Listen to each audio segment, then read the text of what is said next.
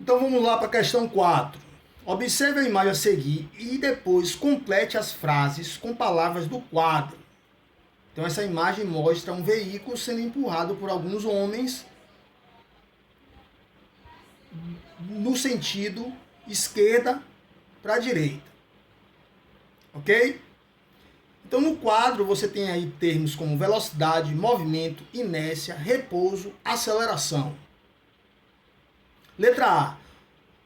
O carro, como todo corpo, permanece em repouso ou em movimento, a não ser que sofra a ação de uma força resultante não nula.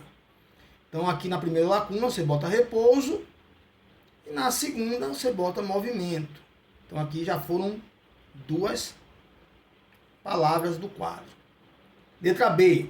A inércia tende a manter o carro parado ou em movimento até que uma força atue para modificar esse estado. Então, na letra B, bota inércia. Ok? Já foi mais uma palavra do quadro.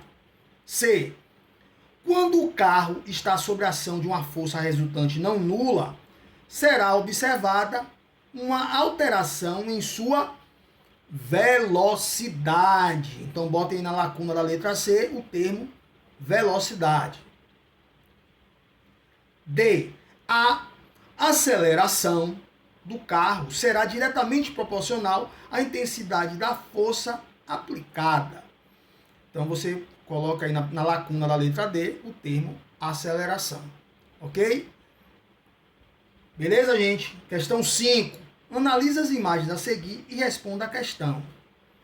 Então o que é que nós temos aqui? Na situação A você tem um automóvel e uma força aplicada sobre ele, que tem direção horizontal, sentido esquerda para direita. Na situação B, é uma situação semelhante. Então, você tem o mesmo automóvel, ok? E nele está sendo aplicada uma força horizontal, ok? Que apresenta sentido da esquerda para a direita também. Porém, notem o seguinte, ó, que a representação da força na situação B é maior do que na situação A. Então significa dizer que na situação B o carro está sofrendo a ação de uma força que apresenta maior intensidade. Entendeu, pessoal? Então a pergunta é a seguinte, ó, o que podemos afirmar sobre a aceleração do carro nas situações A e B? O que eu posso dizer é o seguinte, ó, que o carro na situação B apresenta uma aceleração maior do que na situação A. Por que eu posso afirmar isso? Porque a intensidade da força aplicada no carro B, na situação B, é maior. Então, se os carros têm o mesmo peso, são iguais, têm a mesma quantidade de pessoas dentro, o que sofre a ação de uma força de maior intensidade terá uma aceleração maior. Então, é isso que vocês vão colocar aqui. Então, essa situação retrata a segunda lei de Newton, princípio da dinâmica. Ok, gente? Então, muita atenção. Vamos para a questão 6. Complete as frases a seguir, analisando as imagens referentes a elas. Então, você tem aqui o dinamômetro. Então, na letra A diz o seguinte, ó, o dinamômetro é um instrumento utilizado para medir forças causadas pela deformação no sistema elástico. Ok? Então, aqui você tem o dinamômetro, que é um instrumento utilizado para medir forças. Ok? Letra B. Na letra B você vê um avião decolando. Então ela diz o seguinte, ó, quanto maior a força das turbinas do avião, maior será a sua aceleração. Ok? Então na primeira lacuna bota o termo força, na segunda o termo aceleração. E é essa aceleração que faz o avião decolar. Certo, pessoal? 7. Indique as forças de ação e reação das imagens a seguir por meio de setas e legendas. Então, na letra A, você vê uma pessoa puxando uma corda. Então, a força aplicada pelos braços da pessoa ao puxar a corda vão representar a força de ação na corda. Então, você vê aqui que essa força está sendo aplicada no sentido esquerda para direita. Então, direção horizontal, sentido esquerda para direita. A reação terá em sentido oposto. Então, você vai ver aqui ó, que a corda vai apresentar uma força de reação da direita para a esquerda. Então, vocês vão botar o quê? Seta esquerda para direita é a força de ação. Seta da direita para a esquerda, força de reação. Ok? Situação B. Olha aí. Você tem uma rocha, uma pedra, sobre o chão. Então, a força de ação no chão vai ser promovida pelo peso da rocha. Então, você vai colocar o quê? Direção vertical, sentido para baixo. É a força de quê? De ação. Então, o peso vai gerar uma força de ação no chão para baixo. Ok? Sentido para baixo. E a reação do chão vai ser o quê? Empurrar a pedra para cima. Então, aqui, ó.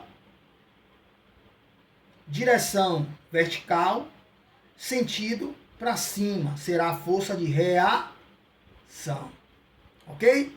Então, gente, não esqueça esses detalhes. Um par ação-reação sempre tem a mesma direção, porém em sentidos opostos. Ok? Vamos para a questão 8. Olha aí, questão 8. Duas pessoas puxam as extremidades de um dinamômetro na mesma direção e em sentidos opostos, aplicando uma mesma força de intensidade F 120 newtons. Então, essa pessoa aqui, ó, da direita, puxa o dinamômetro no sentido esquerda para direita com força de 120 newtons. E a pessoa da esquerda puxa o dinamômetro com sentido da direita para a esquerda com a força de 120 newtons também. Ok? A pergunta é a seguinte: qual foi o valor em newtons apresentado no dinamômetro? Justifique sua resposta. Então, o valor em newtons do dinamômetro deve ser 120 newtons. Agora, por quê? É o seguinte, gente. Como a intensidade aplicada, a intensidade das forças aplicadas pelas pessoas são iguais em cada extremidade, o valor marcado no dinamômetro tem que ser o mesmo. Ok? Então, vai valer 120 newtons. Certo, turma? 9. Observe o balão de ar quente a seguir, depois responda a questão. Letra A. Qual a intensidade, a direção e o sentido da resultante das forças? Então vamos primeiro analisar a imagem aqui do balão. Então você vê o balão flutuando. Só que acontece, a força-peso vale 80 newtons. 800 newtons. E a força gerada pelo ar quente que projeta o balão para cima vale 1.200 newtons. Ok? Então, quando ele pede a intensidade, a direção e o sentido da força resultante, né? Você vai fazer o seguinte, ó, F, força resultante, é igual a F1 menos F2. Então, por que você vai subtrair? Repito, já foi dito. As forças têm sentidos opostos. Então, uma força de 800 newtons puxa para baixo, tem direção vertical, sentido para baixo. Já a do ar quente tem direção vertical, sentido para cima. Então, você vai subtrair, pois os sentidos são opostos. Então, FR é igual a F1 menos F2. FR é igual a 1.200 menos 800. Então, logo, FR vai valer quanto? 400 newtons. Então, já vimos que o valor da força resultante, a intensidade da força resultante. Então, bota aí 400 newtons. Agora, o que acontece? O sentido, olha aí, o sentido é para cima. Note que por que é para cima? Porque para cima tem uma intensidade maior. Então o balão está subindo. Então você vai botar o quê? Força resultante 400 newtons. Sentido para cima. Ok? E a direção é o quê? Direção vertical. Ok? Então bota aí na letra A. Força resultante 400 newtons. Sentido para cima. Óbvio, direção vertical. B. Represente a sua resposta em um esquema. Então, como você colocaria? Você colocaria um vetor para cima, com sentido para cima, ó. Um vetor com direção vertical, sentido para cima. E ao lado dele você bota o quê? O valor de 400 newtons. Certo, gente? Então tá aí a questão 9. Vamos lá para 10. Associe as afirmações a seguir com as respectivas leis de Newton. Então vamos aqui, ó. Uma criancinha chuta uma bola e faz com que ela adquira a aceleração. Então nesse caso é a segunda lei de Newton, princípio da dinâmica. Certo? Bota aí letra B, segunda lei dinâmica.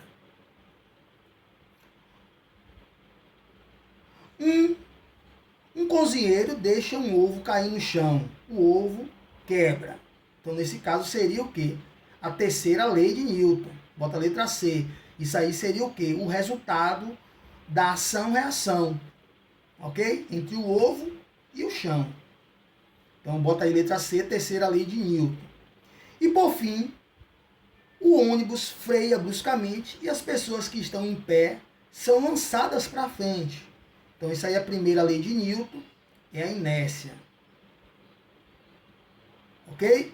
Então, a ordem fica o quê? B, C e A. Então, no caso, a segunda lei, dinâmica. Terceira lei, ação, reação. E primeira lei, inércia. Ok, gente?